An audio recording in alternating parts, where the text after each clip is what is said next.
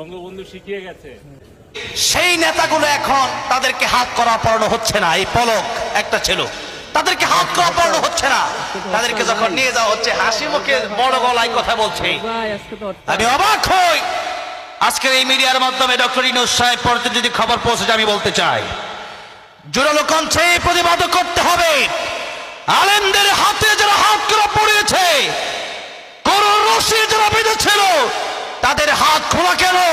এদেরকেও হাত করা পড়াতে হবে, এদেরকেও করুণ রশি বেঁধে বেঁধে টানতে হবে। ঠিক না ঠিক? বিচার কেন হচ্ছে না? এরা হাসি মুখে কথা বলে। এরপরে শুনলাম এদেরকে জেলে খুব ভিআইপি ব্যবস্থায়, একবারে এসি, মানে বাইরে যা ভালো তো, বাইরে থাকলে তো জনগণের পিটানি খেত ওদের। ঠিক না ঠিক? আর ওখানে যাওয়ার পরে এদেরকে একেবারে এমন খাওয়া দাওয়া, মোটামুটি আরো যারা চিকনা চিকনা ছিল এগুলো একটু মোটা তাজা হয়েছে। ঠিক না ঠিক? এই যে অবস্থা, তার মানে বিচার হচ্ছে না। ঠিক না ঠিক? ডক্টর ইউনূস সাহেব অনেক ভালো কাজ করতেছেন, কিন্তু এই কাজটা আমার মোটেও পছন্দ হয় নাই। এই কাজটা মোটেও পছন্দ হয় নাই। ডক্টর ইউনূস সাহেবকে আজকে বলতে চান নীলফামারী থেকে, এদের বিচার খুব দ্রুত করেন।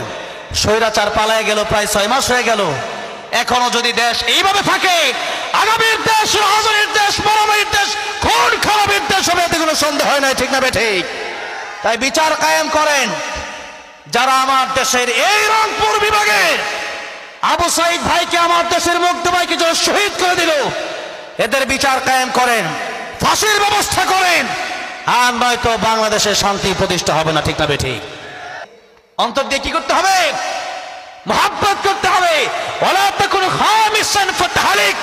নবী বলছেন, যদি ঘৃণা করো ধ্বংস হয়ে যাবা। কে বলেছেন? মুহাম্মদ সাল্লাল্লাহু আলাইহি ওয়াসাল্লাম।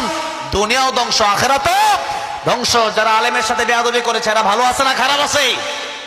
আলেমদেরকে যারা জেলে নিয়েছিল একে দেশে থাকতে পারছে? দিল্লি পালাইছে। ঠিক না ঠিক? এক একজন এক এক দিকে দৌড় দিচ্ছে। কেন? আলেমদের সাথে বেয়াদবি করার কারণে। ঠিক না ঠিক?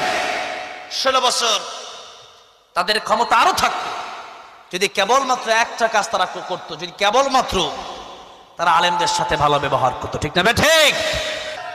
জালেমরা ঘুরে বেড়াচ্ছে, আলেমদের হাতে হাত করা পড়ানো ছিল, গরুর রশি বেঁধে বেঁধে থেকে টানা হয়েছিল। আল্লামা সাঈদীকে 13 বছর কারাগারে রাখা হলো, এরপর ইঞ্জেকশন সাথে বিষ দিয়ে শহীদ করে দেওয়া হলো। আর তারা খুব আরামে আরামে থাকে। এরকম আরামের জায়গা আলেমদেরকে দেওয়া হয় না। সুতরাং তারা যেহেতু জীবন বিচার করে গেছে, কমপক্ষে ওইভাবে তাদেরকে একটু মানুষ সামনে গরুর রশি বেঁধে পরে হাঁটান, দেখা যাবে কত বড় গলায় কথা বলতে পারে। ঠিক না ঠিক?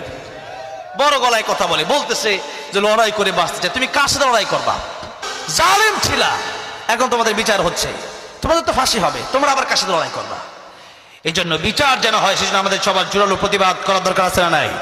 এই হিসাবে আমাদের কোনো ছাড় হবে না। যারা আলেমের সাথে বেয়াদবি করেছে, আল্লামা সাঈদী থেকে নিয়ে আল্লামা মামুনুল হক পর্যন্ত, রফিক মাদানী পর্যন্ত, তারা আলেমের সাথে বেয়াদবি করেছে, এদের কোনো ছাড় বাংলার জমিন হবে না। রাজের সিনকার হাত দেখতে চাই। লিল্লাহি তাকবীর, লিল্লাহি তাকবীর।